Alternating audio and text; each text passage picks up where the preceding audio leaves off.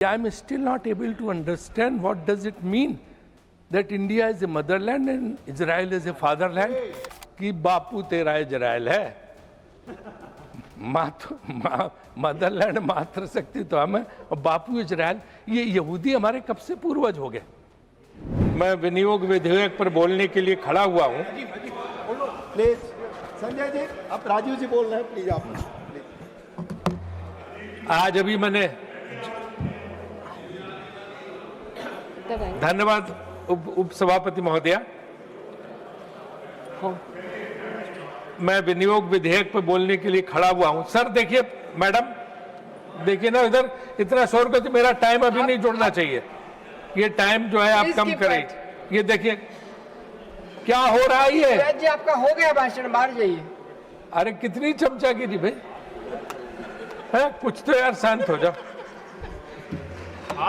इन्होंने कहा मैं भी मोदी जी को जानता हूं 30 साल से, तो मैं भी मोदी जी को 30 साल से जानता हूं, और वो उनको इतनी ये पसंद नहीं है जितनी हुई आज। और इसीलिए आप आज मेरी समझ में आया कि आज तक मोदी जी ने जो उन्हें भाषण अच्छा लगता है उसकी ट्वीट करके तारीफ करते हैं, लेकिन शिवराज जी की तारीफ आज तक नहीं की उन्होंने, जबकि इतना लंबा चौड़ा ये भाषण देते हैं। उनके आज कम से कम 200 बार उन्होंने नाम लिया होगा, और ऐसा कर दिया कि 2014 के पहले इस देश में कुछ हुए नहीं था। न बिजली खंबे थे, न बिजली थी, कुछ प्रगति हुई नहीं थी, न रेल थे, न ग्रामीण विकास हुआ था, न सड़क हुआ था, कुछ भी नहीं। यानी देवगौड़ा जी भी सुनते रहे कि वो भी 1 साल प्रधानमंत्री थे, उनके जमाने भी कुछ नहीं। अटल जी भी प्रधानमंत्री थे, उनके जमाने भी कुछ नहीं हुआ। बस सब 2014 के बाद ही हुआ। कमाल है। शिवराज जी ने भी आज क्या भाषण दिया, आप लोग तालियां बजा रहे। अरे कुछ तो समझाओ। तो माननीय निर्मला जी नहीं है, मुझे लगता है वित्त मंत्रालय के वित्त राज्य मंत्री जरूर होंगे, तो अपना भाषण शुरू करता हूं कि वित्त मंत्रालय का ये विनियोग विधेयक जो कि एक औपचारिकता है, ये जो है, जो अतिरिक्त राशि लेना होता है, जो कि करीब 2,18,000 करोड़ के करीब 2,81,000 करोड़ 200 जो है गवर्नमेंट ने सैंक्शन लिए है। हालांकि इसमें सिर्फ जो है उन्होंने 36,000 करोड़ का जो है चार्ज एक्सपेंडिचर दिखाया, लेकिन ये परंपरा है, होता है। और मेरा ये मानना है कि वित्त मंत्रालय को ध्यान देना चाहिए कि जो पैसा दे रहे हैं उसकी जो है उसका पूरा डिटेल भी, विस्तार भी जो है उस मंत्रालय से जरूर लेना चाहिए। वो कुबेर की तरह होता है वित्त मंत्री, और कुबेर का काम सिर्फ पैसा देना नहीं है, ये भी पता लगाना है कि वो कैसे खर्च होता था। जो काम योजना आयोग पहले करती थी, लेकिन अब वो पूरी तरह से नहीं हो पा रहा क्योंकि योजना आयोग खत्म हो गया, और वित्त मंत्रालय को देखना चाहिए। जैसे उनकी उदाहरण के लिए डिफेंस मिनिस्ट्री, रक्षा मंत्रालय, कल उन्होंने भी जिक्र किया था, शक्ति सिंह जी ने भी इसका, रक्षा मंत्रालय पे जो खर्च है। तो अब आप ये कोई जो है उसके मामले में ये देखना पड़ेगा, नई रणनीति बनानी होगी। हमारा मेजर एक्सपेंडिचर आर्मी पे है, लेकिन पिछले युद्ध में आपने देखा कि 1 इंच भी मूवमेंट जो है आर्मी का नहीं हुआ। सारा युद्ध आसमान में लड़ाई कर, सारा युद्ध जो है आज जो चाहे ऑपरेशन सिंदूर हो, सिर्फ आसमान का युद्ध था, मिसाइल्स का युद्ध था, ड्रोन का युद्ध था। और इसी तरह जो है आज इजराइल और अमेरिका का जो ईरान में चल रहा, वो भी मिसाइल्स का युद्ध है, ड्रोन का युद्ध है। तो स्ट्रेटजी बदलनी पड़ेगी, हमें अब फोकस वहां करना पड़ेगा, मिसाइल डेवलपमेंट प्रोग्राम बनाना पड़ेगा।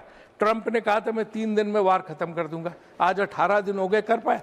क्योंकि ईरान का जो मिसाइल डेवलपमेंट प्रोग्राम था इतना बड़ा था कि आज तक वो लड़ रहे हैं, उनका मुकाबला कर रहे हैं। तो इसलिए जो है हमें भी अपनी रणनीति ढंग से सोचनी पड़ेगी कि हम जो पैसा दे रहे हैं अतिरिक्त जो है बजट के प्रावधानों में, तो हम उसको खर्च कहाँ पे करें, मिसाइल डेवलपमेंट प्रोग्राम, और उसके साथ साथ जो है टेक्नोलॉजी डेवलपमेंट।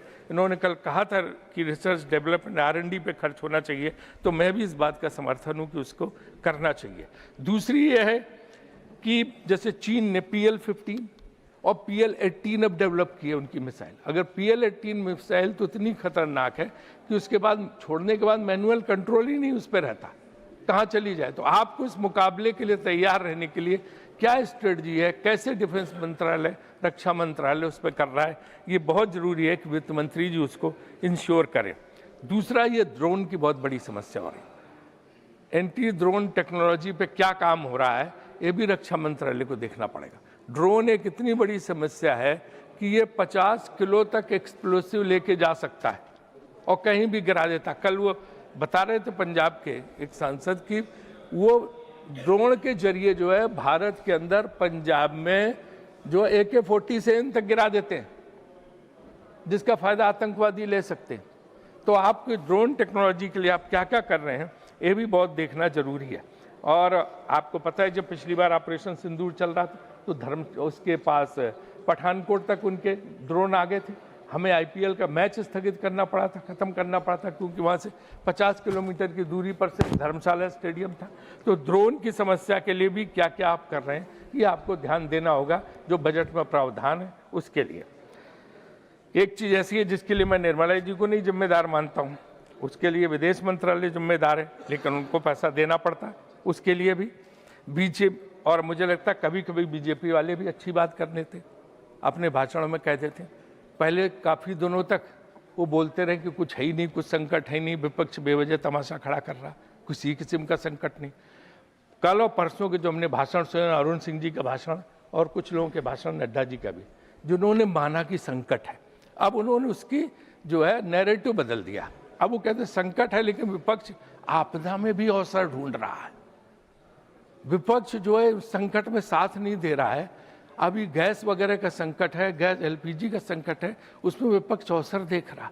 अरे मुझे तो याद है कि 10 रुपये भी बढ़ते थे तो आप मंत्री जो बाद में हमारी बहन जी हैं, आपके याद होगा स्मृति ईरानी जी, बहुत लोग सड़क पर सिलेंडर लेके बैठ जाते थे, क्या क्या तमाशा नहीं करते थे। वो आपदा में अवसर नहीं था, वो तो सिर्फ दाम बढ़ते थे। आज तो संकट है और ये संकट जो है लगातार जो है बढ़ता चला जा रहा है। उन्होंने कहा झंडा लहराते हुए एक फोन पे जो है जहाज निकल गया, तो 2 ही शिप निकले हैं, 22 शिप अभी अटके हुए हैं। लेकिन ये सोचना पड़ेगा कि ये शिप अटके क्यों, सही है, क्यों ही अटके, अभी तो देखना पड़ेगा। 80 साल बाद अचानक की नौबत कैसे आई। इतने इस देश में प्रधानमंत्री हुए, किसी के जमाने में नहीं अटके, चाहे नेहरू जी हों, चाहे उसके बाद लाल बहादुर शास्त्री हों, चाहे इंदिरा जी हों, और चाहे जो है आपके देवगौड़ा जी जा रहे हैं, इनके ज़माने में चंद्रशेखर जी, नीरज यहाँ बैठे हैं, इनके पिता बेस्ट रिलेशन ईरान से थे, सबसे हमारे अच्छे थे, इजराइल से भी अच्छे थे, ईरान से भी अच्छे थे, अमेरिका से भी अच्छे थे, रूस से भी अच्छे थे। कोई ऐसी बात ही नहीं थी कि किसी और अन्य कोई प्रधानमंत्री किसी का कोई झगड़ा किसी से था। हमारी नीति ऐसी थी कि सबसे दोस्ती, किसी से झगड़ा ना, हमारे जहाज रुकते थे ना कुछ होते।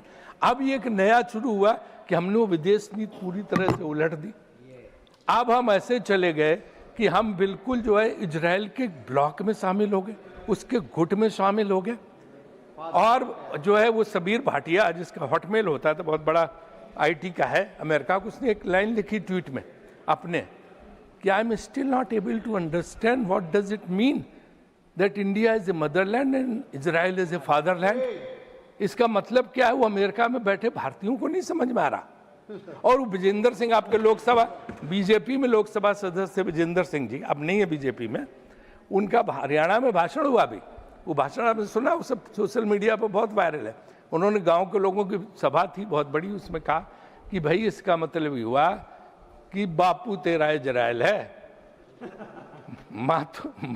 मदरलैंड मातृशक्ति तो हम है और बापू इजराइल। ये यहूदी हमारे कब से पूर्वज हो गए। हम वसुधैव कुटुंबकम के व्यक्ति थे, हम सबके पूर्वज और पुरखे थे। भारतीय ऋषि, भारतीय संत महात्मा वो पूर्वज थे। यहूदी हमारे कब से पूर्वज हो गए और बाप हो गए। इसका अर्थ क्या, ये भाजपा को स्पष्ट करना चाहिए कि कब से यहूदियों को उन्होंने पूर्वज मान लिया। हम पूर्वज थे, भारत के लोग पूर्वज थे, हमारे राम कृष्ण, हमारे ऋषि मुनि, वो हम थे जिनका गौरव हमें है। बाकी सब कौन थे पूर्वज हमारे। तो ये एक बहुत बड़ी बात है कि हमारी विदेश नीति में हमने जो कुछ भी किया वो इस तरह का किया कि समझ में नहीं आ रहा कि इसका अर्थ क्या है। और यहाँ पे आपने देखा होगा कि क्या कि हम दुश्मनी कभी किसी से लेते नहीं थे, हम दूसरों की लड़ाई में अपना सर क्यों डाल रहे हैं। हम तो उसी नीति पे रहे, नॉन अलाइंड नीति, निर्गुण नीति। ये क्या जरूरत पड़ गई कि हमें जाके अपने आप को समर्पित करना पड़ा। हम उस ब्लॉक में शामिल हो रहे हैं और एक एक जहाज को निकलवाने के लिए फोन करना पड़ रहा। ऐसी स्थिति तो भारत सरकार की कभी नहीं हुई थी। तो क्यों ये कर रहे हैं, ये हमारा आपसे अनुरोध है कि इसको जो है हम जो इस चीज़ पे जो है गवर्नमेंट को अपनी बदलना चाहिए। आज यहाँ पे बैठे सुधांशु जी सारे लोग हैं, आपको पता क्या असर हो रहा है? आप कहते हैं सब ठीक, एवरीथिंग इज हंकी डोरी। व्हाट इज हंकी डोरी? बनारस काशी विश्वनाथ का मंदिर, और वहाँ सबसे बड़ी महत्ता बाबा विश्वनाथ के बाद है माँ अन्नपूर्णा देवी की, क्योंकि अन्नपूर्णा देवी का जो पूजन होता है कि उनका भंडार कभी खाली नहीं होता, उनका भोजन का भंडार कभी अन्नपूर्णा देवी खाली नहीं होता काशी में। अन्नपूर्णा देवी की रसोई पे कल ताला लगाना पड़ा क्योंकि गैस ही नहीं बची है। जिस पार्टी ने अन्नपूर्णा देवी, जिस सरकार ने मां अन्नपूर्णा की रसोई पर ताला लगवा दिया, वो कैसे बात करता है कि सब कुछ सही है? और इसके पहले सीता रसोई अयोध्या में पहले बंद हो चुकी है।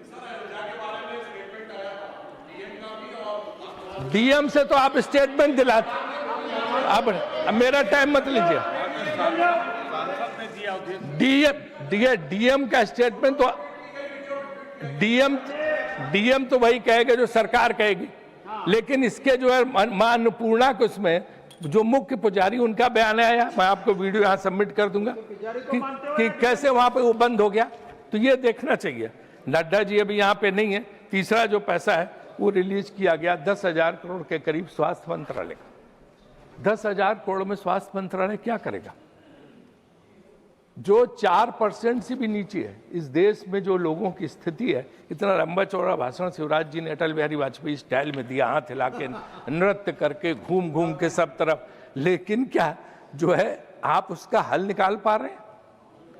आयुष्मान भारत के बारे में बोल रहे थे, आयुष्मान भारत का क्या हाल है? पहले दिन ही गरीब से पूछते हैं आयुष्मान भारत कार्ड है?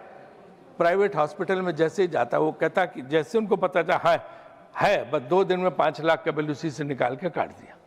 जबरन ऑपरेशन, कुछ इतना परेशान है। और बाकी फर्जी कार्ड जो है ले के नाम चढ़ा के आयुष्मान भारत के नाम पे इतनी बड़ी चोरी डकैती स्कैंडल हो रहा जो हमारे भाजपा के सांसद भी जानते, क्योंकि नीचे जो है देखो, वो तो मैं मानती हूँ आपको कि अभी शिवराज जी ने बोले कि 2014 को पहले तो कुछ था ही नहीं, ना अस्पताल थे, न बिजली थी, न कुछ था। उनका 14 के बाद बिजली आई, माननीय मोदी जी ने, उसके पहले तो कुछ था ही नहीं देश में। देखो सिर्फ सड़क, जंगल, नदियां थी। फिर जब 14 में मोदी जी आए तब आपका कभी घर बना होगा, आपके लोगों के बच्चों को नौकरियां मिली होंगी, इसके पहले तो कुछ था ही नहीं।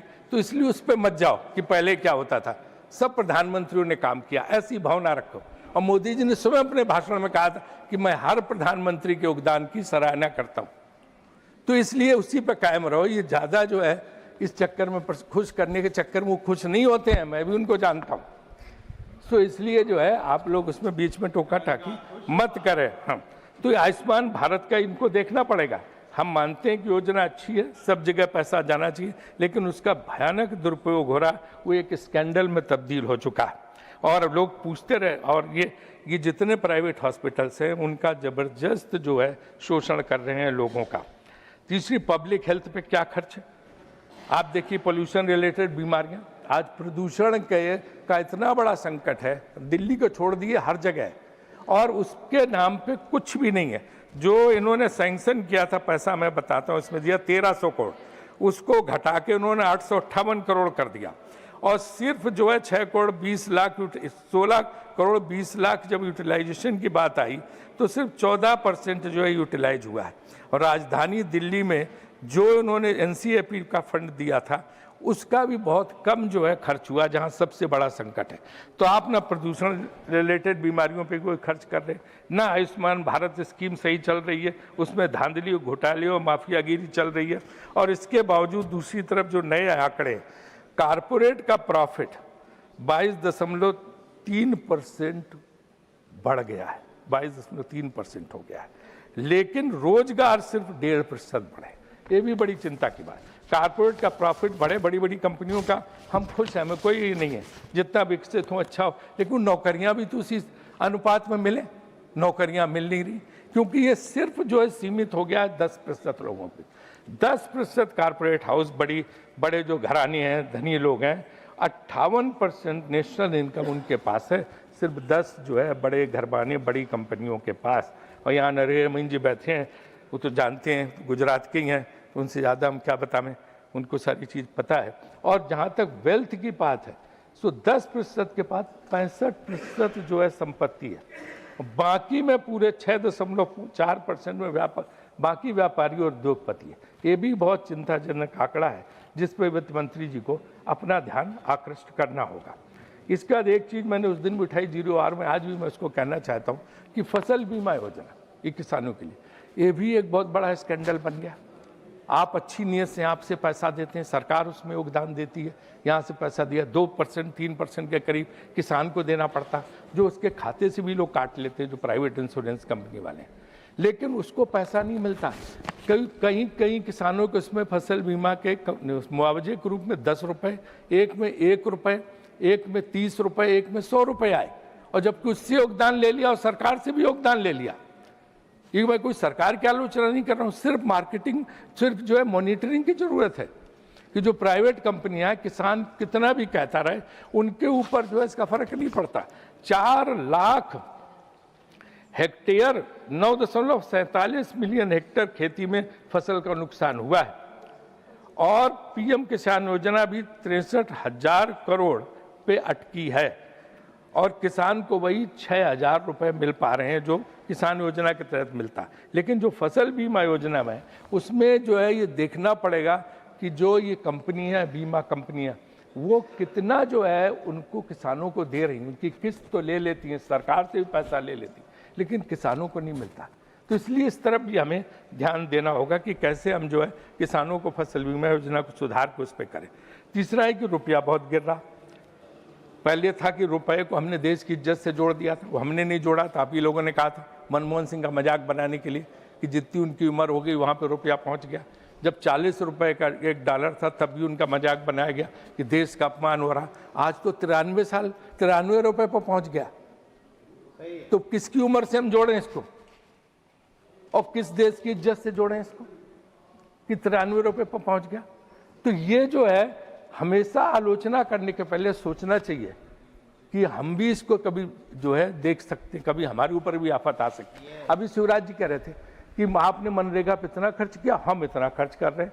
वो नहीं देखते कि तब मनरेगा 6 साल के लिए मान लो उसमें उतना पैसा, और दूसरे क्या होगा भविष्य में अगली सरकार इससे ज़्यादा करेगी।